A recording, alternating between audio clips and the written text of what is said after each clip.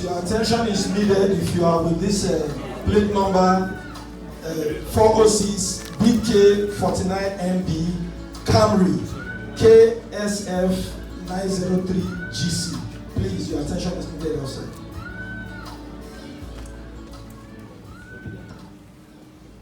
Good morning, everybody. I won't stand on all the existing protocols to avoid being bundled outside by the military people. So, before I mispronounce somebody's name, I want to welcome all of you and appreciate each and every one of you for being here. My name is Kimberly. I bring you greetings from Abuja.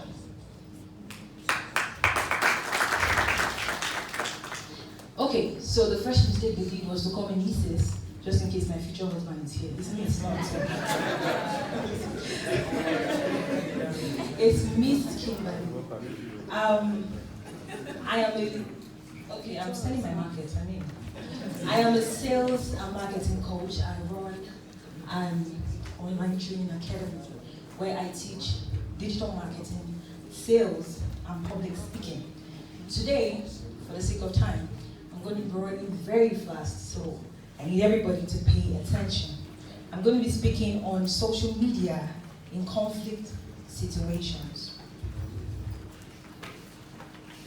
I think the organizers of this program are going to find a way to make sure that all of the materials are sent to people's mails, so I need to pay attention. We live in a digital society right now, and I'm sure that each and every one person seated here has a mobile device.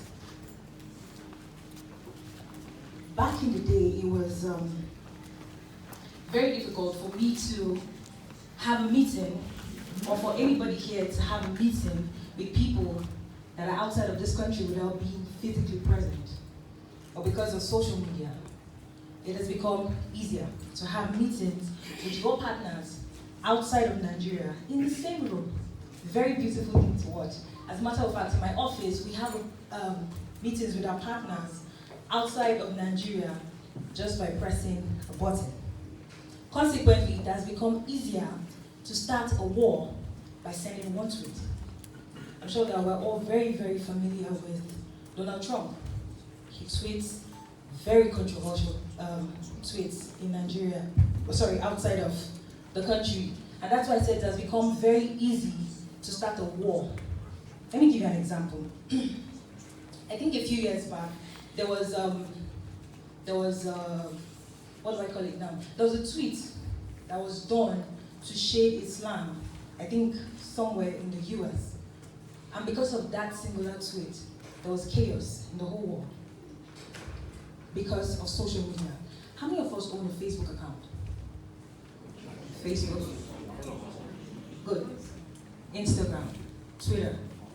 All of those are social media platforms. And what is a social media platform? It's a place where you create and share content. But the problem, like one of our speakers said earlier, is wrong information.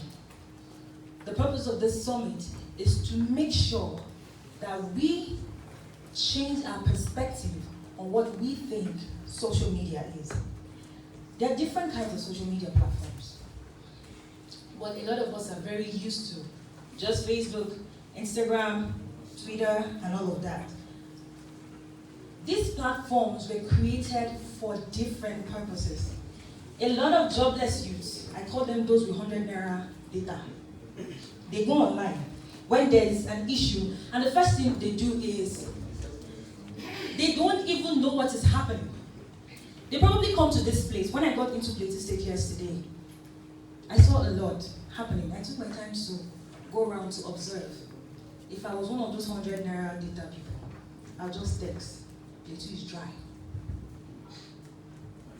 That's what most people do, because they don't understand the power of what they put out. Consequently, they don't understand the implication of what they put out can cause. So imagine in a time of conflict, you just see people running up and down and you don't know what is happening. You just go to a particular area and you just write, they are killing people. Hausa, Christians, or Muslims, anything, they just joblessly put it out there. without understanding the impact of what they are doing. Like I said, most of us are very used to just Facebook and Instagram, but I'm going to give you a little breakdown of all the social media platforms. We have social networks, which is Facebook, Twitter, and LinkedIn. These types of media platforms are used for brands and individuals. Like I asked earlier, almost all of us have a social media platform called Facebook. They're also used for business. I was very, very young. When I say very young, it means now I'm old. Don't look at my face and think I'm a small girl. Okay, so I was very small, and I remember when I asked my dad for money to do anything, he would probably just look at me like, you're joking with yourself. And then I'll just go lay down on my bed. Then his problem with me was, you're always with your phone. You enter my room, he'll come back. Why are you always with your phone? And I'll be like, Daddy, I'm just checking things online. And sometimes there won't be money to do anything at home. And I'll just sit down, carry my phone, pa, pa, pa, pa, pa. The next thing, I'll just come, hey, Mommy, I thought you needed money for this thing. Take. She asked me, how did you get the money? I said, don't worry. And then, when I was done with university, I was still waiting to go for NYC. I said to start businesses online. I'll go buy wrappers, different things, and just keep selling it online. And my mom was always curious, how is it that you sit on your bed?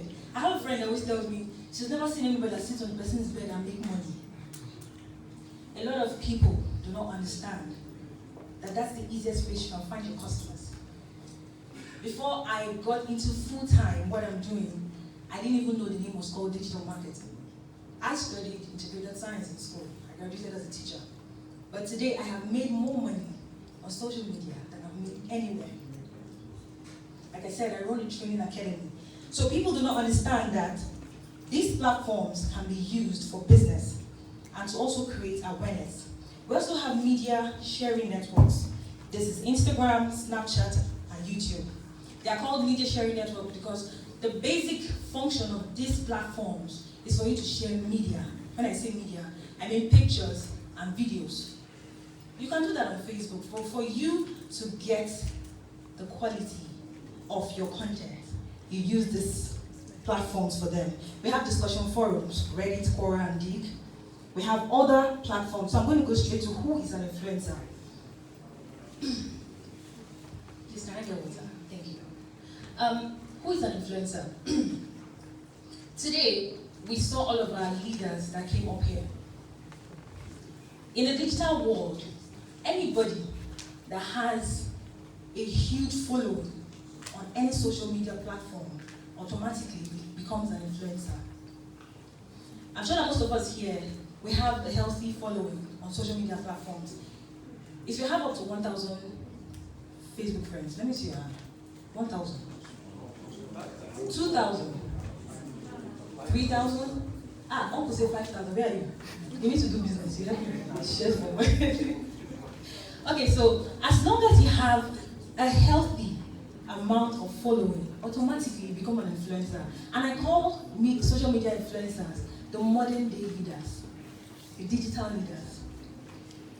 Have you ever posted something and you had a lot of people share this?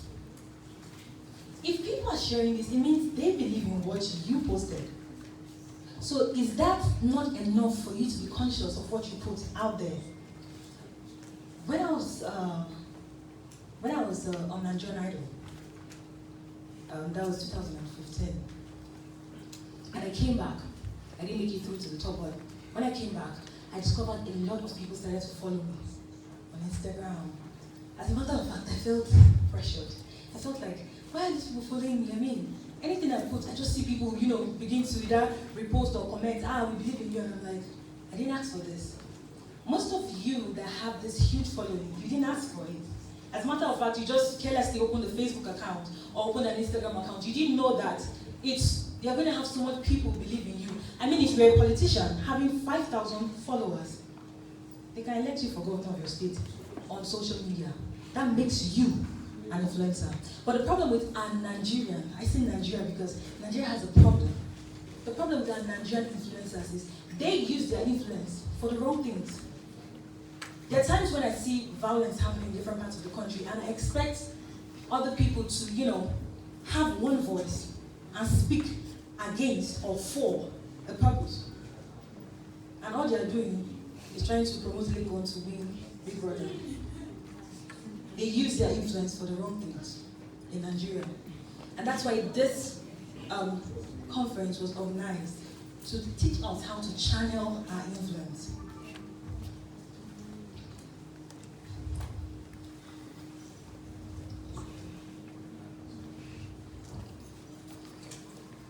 What is conflict? Can I have just one person give me your own understanding of what you think conflict is?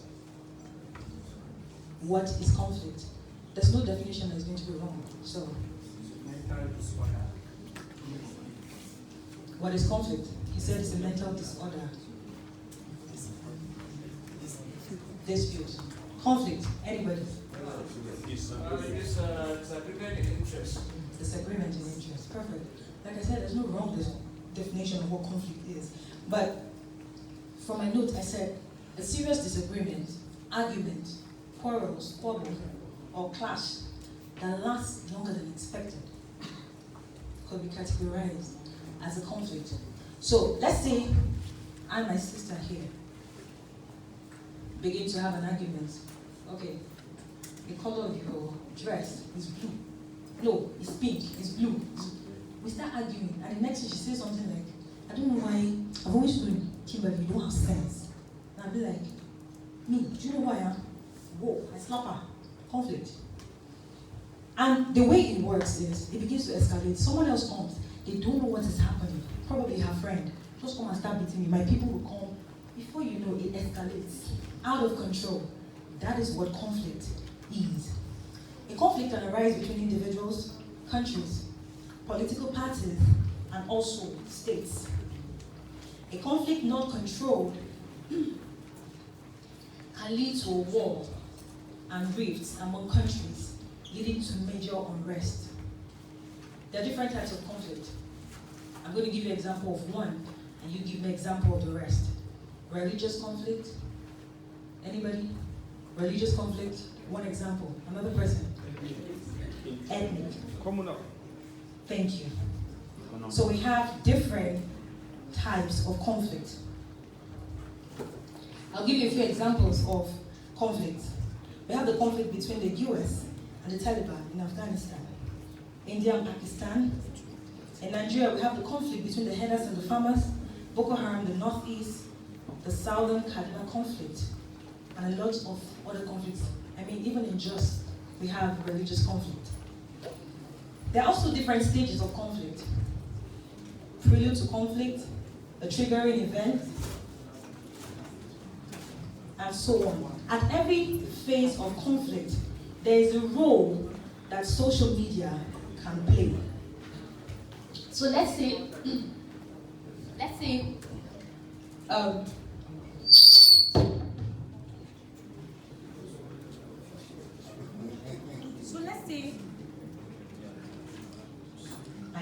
okay. So let's say we suddenly see people fighting in Jos, just a group of people fighting in a particular neighborhood.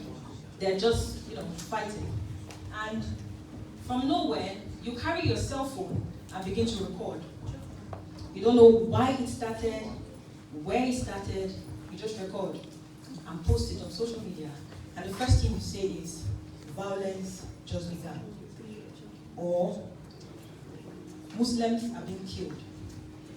Or Fulani people have started again. You don't even know why that particular event started. You just record it because today I have discovered something that it is always first responders that spread the wrong information. And these days, people would rather video you and give you a helping hand. They don't know what's happening. They don't know why it started. As a matter of fact, in a few years back, I passed through a place where people were fighting and they were ripping apart people's clothes. And everybody there was with a cell phone recording what was happening instead of separating that fight. Why? I want to be the first to post on social media. Do you know why they do that? The person that posts it first, more views will come. The person will get followers. They will tag the person they are member of Facebook. Before you know, people start to follow the person. The next thing, the person will post naked pictures and the person will become famous. That's what social media does in Nigeria. It gives you fame.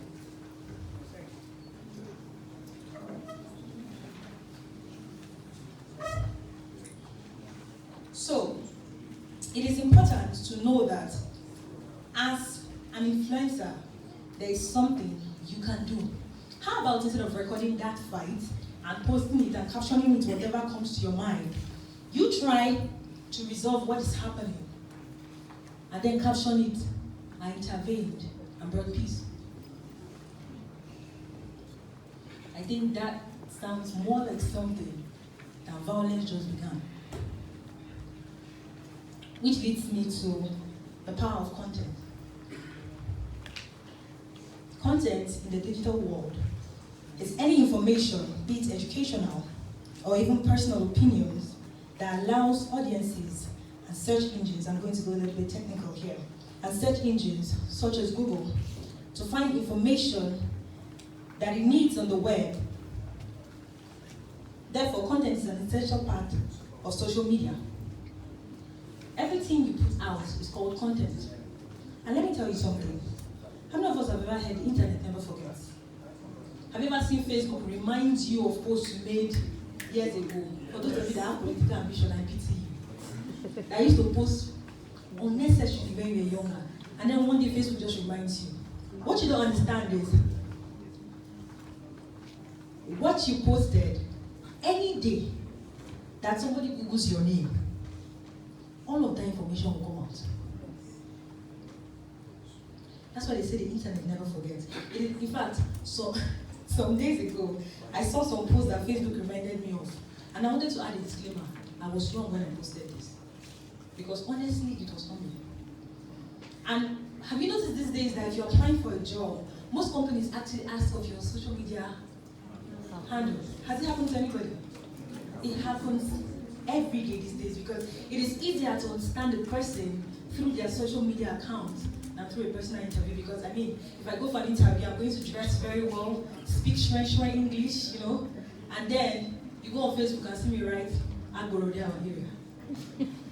I mean, how do you reconcile the me who you just interviewed with the me on social media? So a company would rather ask for your social media handle than have a face-to-face interview with you. So it is important to be very conscious of what you put out.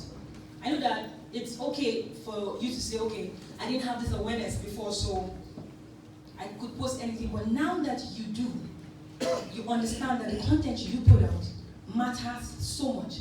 It is important to be conscious of what you put out. I'll give you an example. A lot of people's lives have changed because of what they put on social media. In 2015, according to the Rolling Stone magazine, 6 bankers from England decided to reenact and record an ISIS beheading.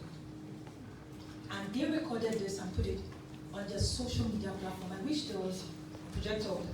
I'll show you what it looks like. A picture of 6 of them. And one of these bankers did something. While they made that post, he tagged his boss. Imagine me. I know this Oka.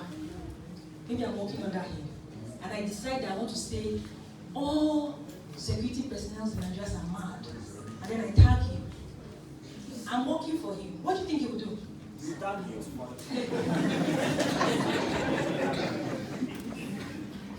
Okay, so that's very funny. Okay, so when this happened and he tagged his boss, the 6 of them immediately lost their jobs. They were fired.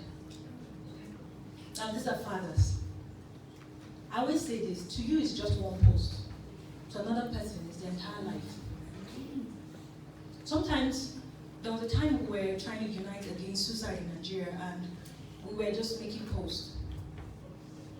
As influencers, we're making posts trying to advocate against suicide. Now, what you don't know is people come online, they're scrolling through, nothing particular. Sometimes I just go on Facebook and just scrolling through. So you have a business, somebody might patronize. You might write something that's really provocative without knowing that. So you might write something as careless as, why you go kill your life? Why you go kill yourself? If you hang yourself, you'll be fool. Now, I might be going through an emotional trauma, and I'm looking for where to get sanity, or to get peace. And then you go through, I see something like that, and I'm like, so it's just me. It means I'm stupid for wanting to take my own life. And I go on and take my life. I've seen people that have done a live broadcast of their own suicide because of something they read. That's why I said to you, it might be one post to another person's entire life. So you need to be very conscious of what you put, because what you put out could be insightful. Imagine I am in Just Plateau State, and I have a following of over 10,000, and there's violence, and I go on and post something like, they should end all the Christians in Mango. Can you imagine how many people are going to, and the worst part, if you notice this, the wrong information spreads faster than the correct information. People are going to repost, retweet that wrong information more than when I post something like, end the violence in Plateau State. So it is important to understand the power of content. Let me run through this real fast. So, a lot of things can cause conflict, some of which are cyberbullying, intertribal, religious, political, racial, and socio-economic conflicts, human rights violations, bad governance, corruption, ethnic marginalization, poverty. All these are possible triggers for conflict in Nigeria, Africa, and the world. Now, what is the solution to ending conflict using social media? To reduce and possibly put an end to social media being used as a negative tool during conflict, number one, reorientation and sensitization, which is what we're doing here. And I would expect that when you leave this place, you go back, start from a social media platform, and tweet something or write something like, it is high time we use social media for good. So you start by reorientating the people following you. You go home, I promise you, a lot of young people these days are buying cell phones even without their parents being aware that they could even afford it. They have social media accounts. I've seen a lot of things happening. I work with an NGO where the mother left her phone at home, and the 7-year-old used the phone to watch porn. Now, you would say she doesn't have a phone, but she has access to a phone. Now, you would ask me, how does she know how to operate the phone? I was barely 8 years old. I have never read a phone manual in my life, or a laptop. So people are just gifted like that. So you can't put your finger on what would be a trigger for a child to do what is wrong. So you as a parent, you as an auntie, you as a neighbor should educate the young ones coming. If you do not educate them on the implication of what social media can do, do not blame them for the repercussion of what they do. Because it was your job. You saw a child with a phone. What did you do? What did you say? As a matter of fact, I have seen young guys go after small girls on social media. They're barely 16. I have seen small girls sell themselves on social media. Their parents don't know they have a phone. Their parents did not even know that their child understands what Facebook is. How about when that girl is sending you a message or a nude photo? You tell her, ask her a question like, does your mother know you have a phone? I promise you embarrass her for the rest of her life. So there's something that you can do, but you do not understand that you have that much power until you try. Number two, the use of hashtags. I think I'll explain this a little bit. How many of us are familiar with the Yes You Can hashtag by Obama during his campaign? I'm sure that everybody heard, yes you can, yes you can, yes we can, this and that. That's a hashtag they're used to create awareness. And the way that the algorithm for social media works is, the more people saying the same thing, the more people will see it. It becomes a trend. So if we have 1,000 people from Plateau State saying peace for just, peace for just, the whole world is going to start saying peace for just. That's how a hashtag works. So, in a time of conflict, it is important for people to have one voice, not just verbally, but also on social media. In this kind of forum, we go out, let's say we have 100 people here, and we tweet the same thing, using the same hashtag. People will be aware. And Nigerians always follow a trend. They don't understand. In fact, when they were doing challenge my brother. When they were doing all of this, they don't know where, they don't even understand why it started. They jump on it. Black and white challenge. This one challenge. They don't, so as long as we start to tweet peace in Jos, they don't know, but they will join us. Peace in Jos, end the violence. It becomes a trend. And the whole world is going, and the best part of it is the international community, they are better off with social media. That the more this thing becomes repetitive, the algorithm keeps pushing it up. See this, that's how it works. And then the whole world is saying the same thing. You draw not just people in Nigeria, but also the international community to pay attention to what is happening here. And the truth is, those outside of Nigeria respond better to situations in Nigeria than those in Nigeria. Proper vetting of social media posts. This is a little bit tricky because we're not dealing with children. I mean, I can't tell her what to write. So what can I do? Reorientation.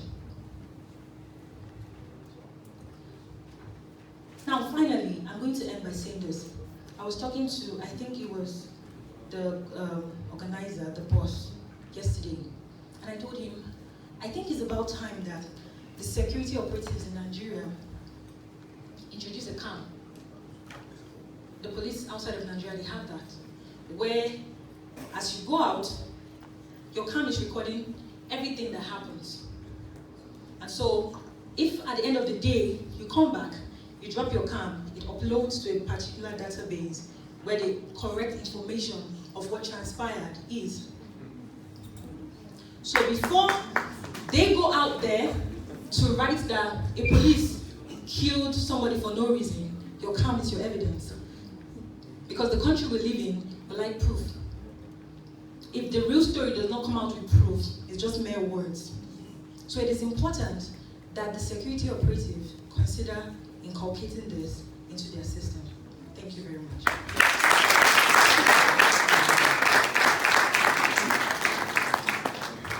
Thank you very much. I don't know if you were the timekeeper back then in secondary